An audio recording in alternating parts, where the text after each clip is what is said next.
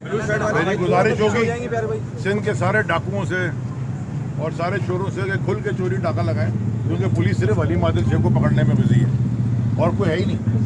यानी कि कोई क्राइम हो जाए शहर में, सूबे में, पूरे सूबे में, वो 6000 पुलिस वाले भेज देंगे इस्लामाबाद। यहाँ इलेक्शन नहीं कराएंगे क्योंकि पुलिस नहीं है, और यहाँ सिर्फ अली मादिल शेख के घर बार बार भेजेंगे। ना इनके पास वारंट है, ना इनके पास स्पीकर का लेटर है, ना किसी ने कोई बना के एक FIR किसी के खिलाफ भी बना दे और घर में घुस जाए, ना बगैर सर्च वारंट के ऑपोजिशन लीडर के घर पे।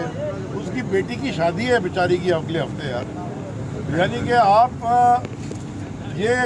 क्या भूल गए हो कि ये फिरौन का क्या हाल हुआ था? कोई भूल गए हो कि सद्दाम का, चलो फिरौन तो आप शायद पढ़ा ही नहीं हो आपने, लेकिन सद्दाम तो आपने देखा था ना उसका क्या हाल हुआ, या बाकी डिक्टेटर्स का क्या हाल हुआ है।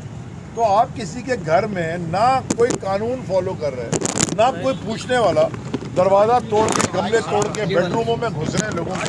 कोई ये तमाशा लगाया हुआ है, ये इस तरह का तमाशा लगाया हुआ है। ये आप पुश कर रहे हैं लोगों को कि कानून वो अपने हाथ में अपना दिफा खुद करें।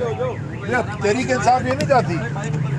तहरीक इंसाफ ने हमेशा अमन पसंद सियासत की है और कानून के दायरे में रहती भी की है, लेकिन आप ये लोगों को पुश कर रहे हो कि लोग अपना दिफा खुद करना शुरू कर दें।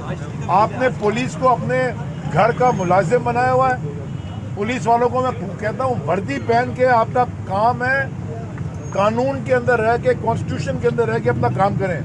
किसी 2 टके के चोर वजीर को जो रियल एस्टेट ब्रोकर था पहले, और यहाँ डिफैक्टो CM बना घूमता फिर रहा है, सारे पाकिस्तान में कब्जे कर रहा है ज़मीनों पे, उसकी बात पे सुन के आप इधर छापे ना मारें।